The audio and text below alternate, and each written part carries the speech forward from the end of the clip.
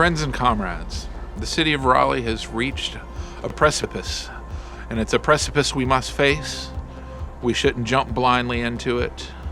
The housing situation in Raleigh is getting bad.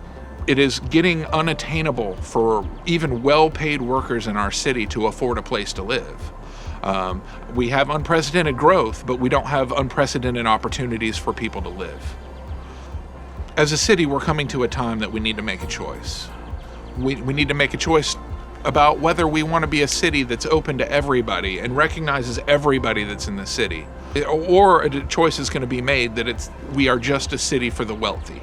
In regards to policing in our city, due to many recent instances of police violence against activists and people of color, we need to come up with a different approach on policing. To reduce crime, the city should devote its resources into lifting people out of poverty before we over-police. Over-policing doesn't work, and it's expensive. So what the city should do is the city should sell off all its military-grade equipment and then do what we can to lift people out of poverty, because that's the only way that we're going to reduce crime in our city.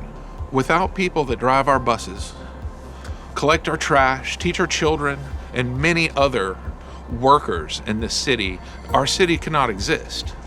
So, that being said, these people that we absolutely depend on in order for our city to function need to be able to succeed in life. They need to be paid not just a living wage, but a thriving wage. Because without them, our city would not exist.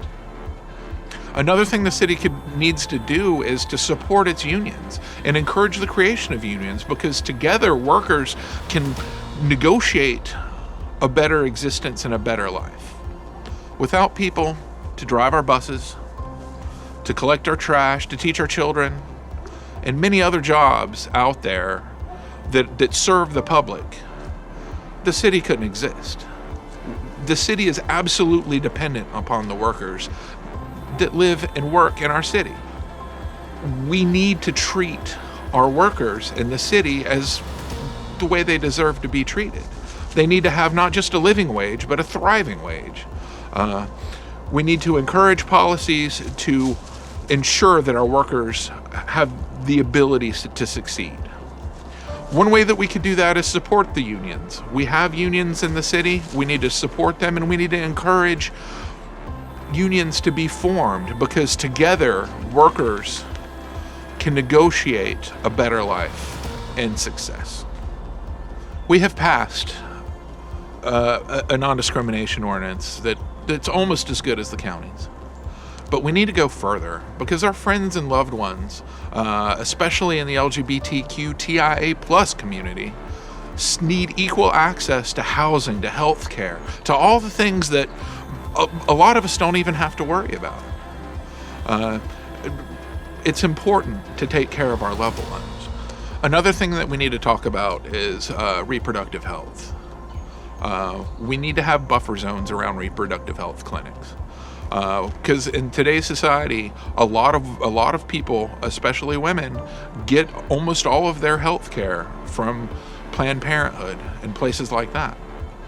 We need to have this buffer zone so they can safely and comfortably go get the health care that they need.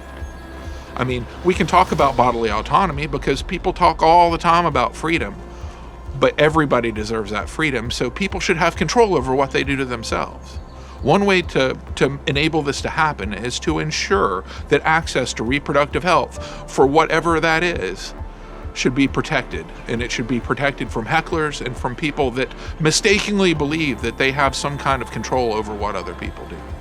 The city of Raleigh is known as the City of Oaks, but if you, considering the current council and their rezoning plans and their empowerment of developers and disempowerment of citizens by eliminating the citizen advisory councils, we are not going to have any Oaks to be the city of.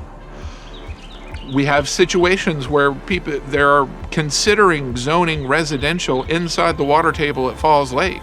Water is life. We can't risk the water supply. Yeah, the current council has very recently zoned dense luxury housing adjacent to Horseshoe Farm Nature Preserve against the advice of local environmental groups. Current city council needs to listen to environmentalists because that's what they're there for, is to protect the environment. They don't really have any hidden agenda other than making the place a beautiful place to live. The current city council also rezoned Shelley Lake for luxury condos, which is going to remove a lot of trees, which is pretty scary considering there are eagles that live there. And the construction noise is probably not good for them.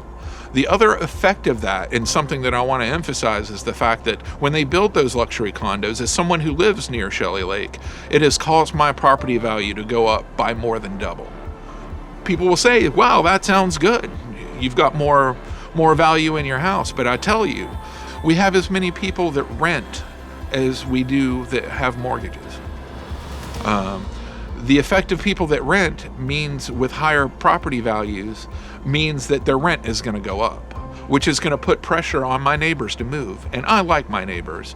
We are a city, we are a community, and we need to hold on to that community.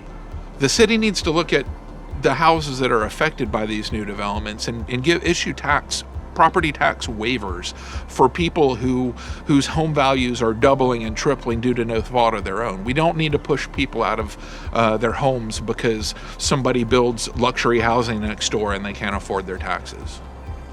Hi, my name is Josh Bradley, and I give you a guarantee that my door will always be open and that I will always fight for the workers of this city.